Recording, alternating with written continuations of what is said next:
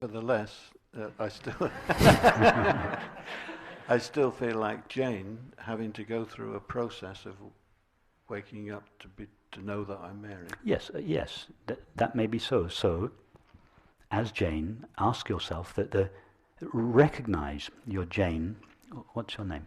Bob. Bob. So, on this occasion, Mary has dreaming that she's Bob. And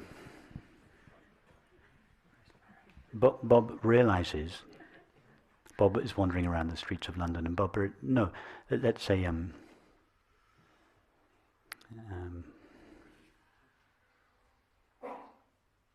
I don't want to complicate it. Let's say Bob is on the streets of London.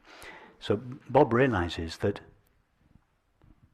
everything he knows, all his experience, or all his knowledge and experience, is refracted through the prism of his mind.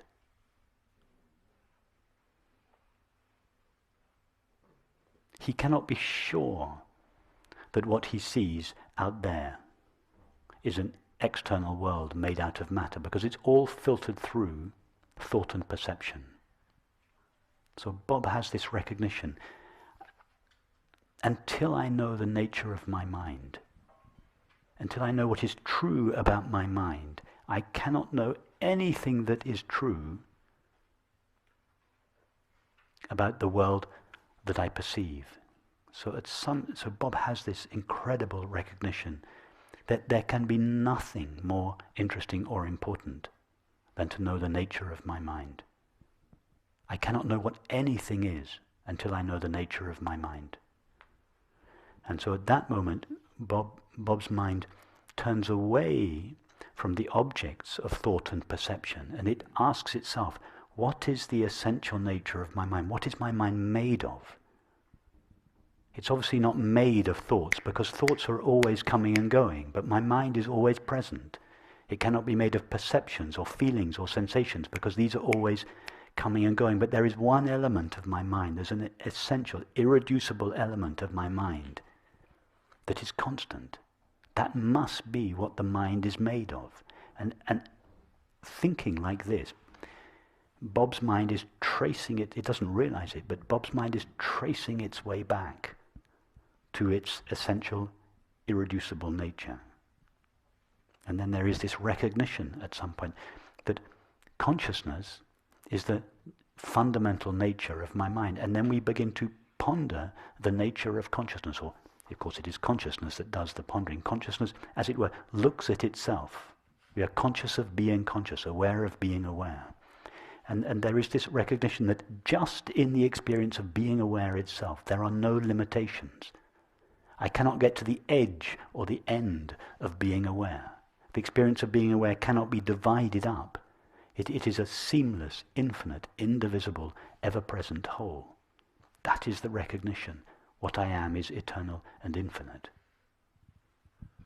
And then we go back to the experience of the world, and we realize that the world that we once thought took place outside of ourselves is an appearance within this ever-present, unlimited consciousness. And everything that appears in consciousness is made of consciousness. And that's the recognition. Everything that I experience is God's infinite being in religious language, or in the language we use here is the activity of consciousness. A modulation or colouring, a self-colouring of consciousness. But from that recognition of aware of being aware, there would still seem to be a deconstruction process to go through for the mind and body.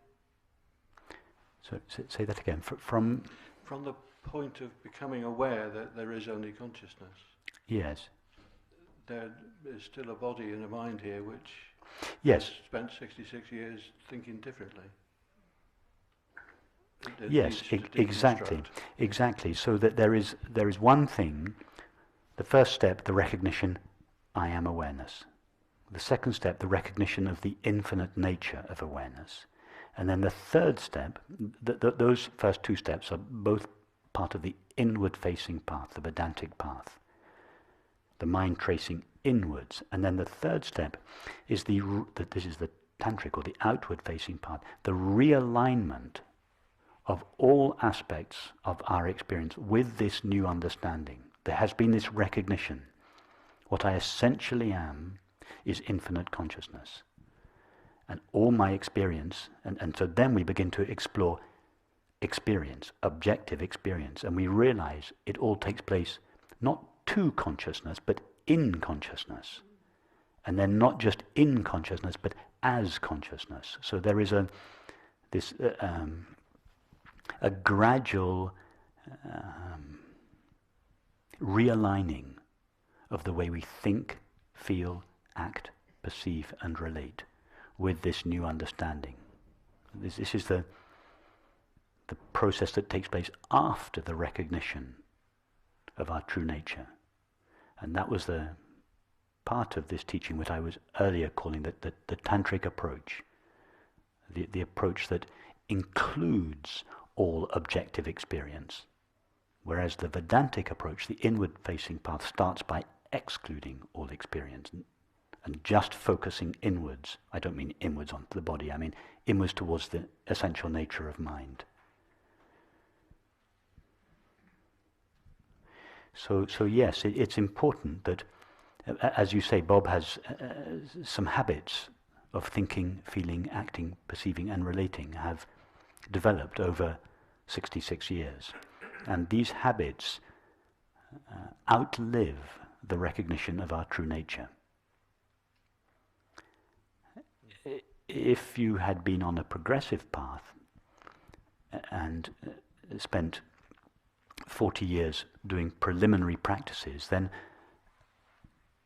a certain number of these habits would have been realigned along the way before you met the direct path teachings. And that may be the case in your case. I don't know, but even if we have, after the recognition of our true nature, for all of us, there are habits. Habits in the way we think, habits in the way we feel, the way we sense the body, habits the way we relate with one another, the way we perceive the world, that are still running on the old paradigm. And it's amazing to... It's very easy. I hear this sometimes that it's obvious that what I essentially am is unlimited awareness, and everything appears in that and is made of that. But it's not just a one-time recognition.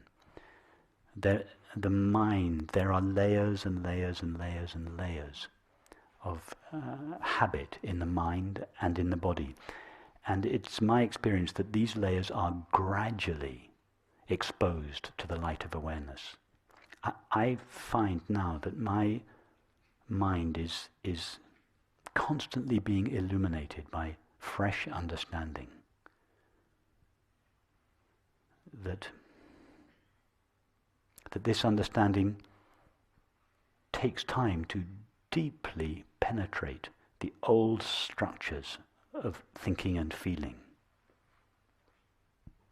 It continues to fill out and reveal itself and to colonize our experience. Not just our feeling, but even our thinking.